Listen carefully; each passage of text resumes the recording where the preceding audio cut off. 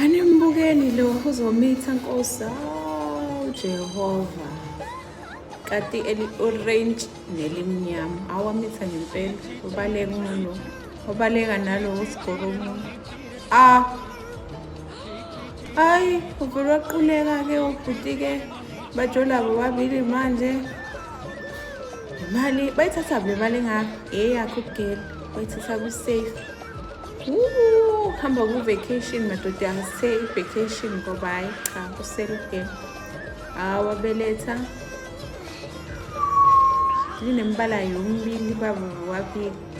Awu uno-husband kanti ugela wamxosha madoda. Emgaqweni.